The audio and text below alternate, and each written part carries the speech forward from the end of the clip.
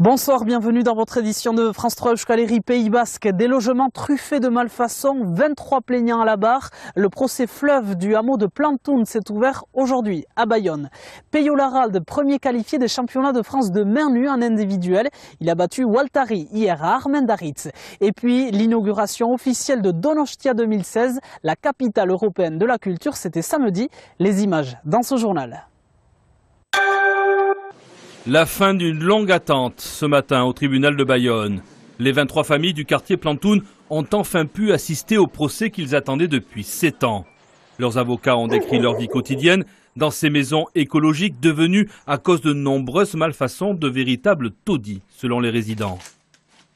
Nous, ce qu'on demande concrètement, c'est le remboursement intégral de tout ce que ça a pu nous coûter. Et après, il va falloir que tous les préjudices subis, le préjudice moral, le préjudice financier, les troubles de jouissance soient indemnisés à la hauteur des souffrances qu'on a pu subir depuis mai 2009. Premier sur la sellette, l'office HLM.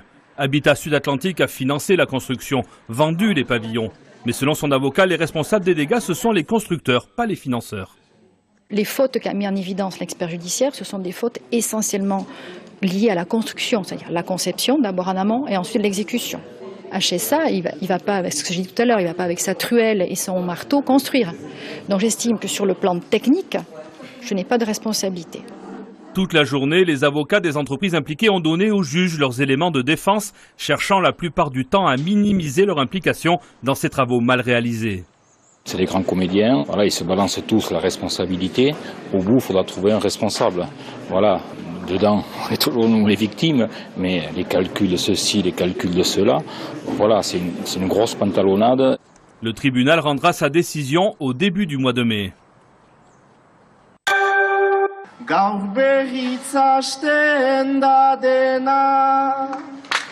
La ville de Bayonne a enfin son Gaztetxe. Inauguration samedi dernier, une victoire pour l'association Bayonako Gazte Asamblada qui réclamait cette maison des jeunes depuis longtemps.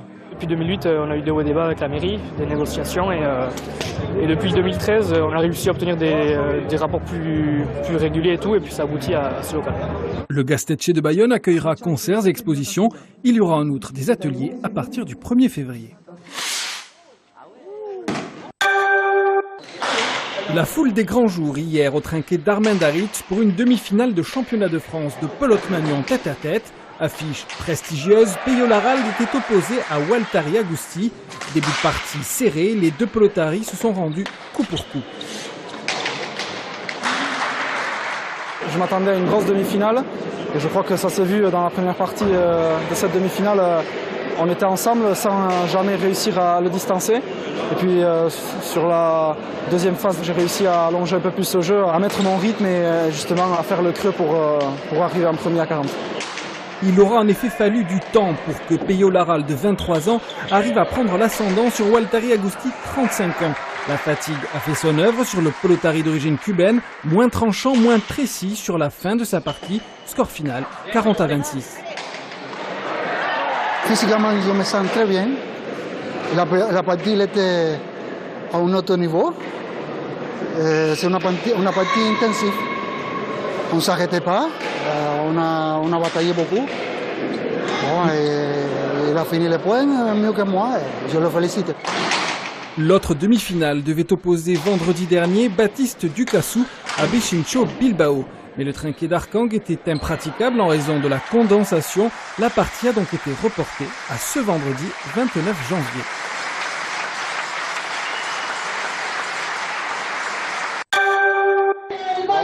Un engagement total. Les filles de l'ASB ont brillamment battu Bordeaux ce week-end 11-7. Et Bayonne se maintient à la deuxième place au classement du championnat Élite 2 de rugby féminin. Une victoire importante pour les filles entraînées par Jean-Michel Gonzalez. Une victoire face à l'équipe qui les talonnait au classement. Un match physique aussi et de belles envolées comme cet essai de Pauline Bourdon avant la mi-temps. On était à 2 points de Bordeaux, du coup fallait pas perdre. D'ailleurs on a un gros match encore contre Tarbes. Il faut gagner aussi pour être un peu tranquille jusqu'à la fin de la saison, on va dire. Bayonne vise la montée, objectif déclaré de la saison. Pour l'instant, l'équipe de Lons en Béarn est en tête du championnat.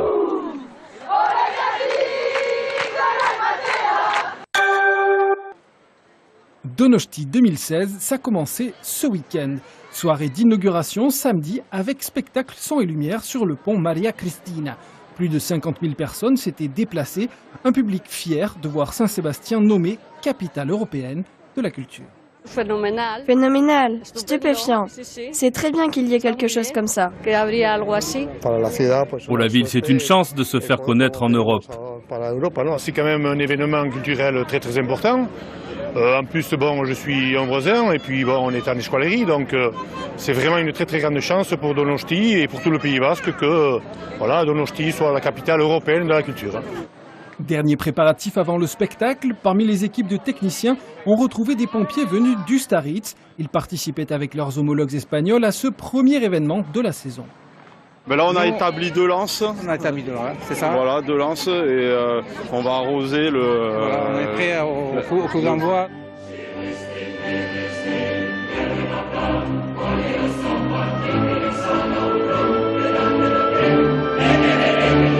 C'est une reconnaissance pour nous. Et puis on représente aussi le Pays Basque français. Voilà, on est fiers. L'intervention d'Elan Zao, un des moments qui a plu au public. Pour le reste, le spectacle n'a pas vraiment réussi à susciter l'enthousiasme. Certains sont un peu restés sur leur faim. Ça m'a plu, mais je suis un peu déconcerté. Je m'attendais à un bouquet final, mais non. Mais non. Malgré ce départ en demi-teinte, l'année promet d'être riche à Saint-Sébastien. Expositions, concerts, spectacles, tout pour faire découvrir le Pays Basque et sa culture au reste de l'Europe. De la douceur aujourd'hui, de la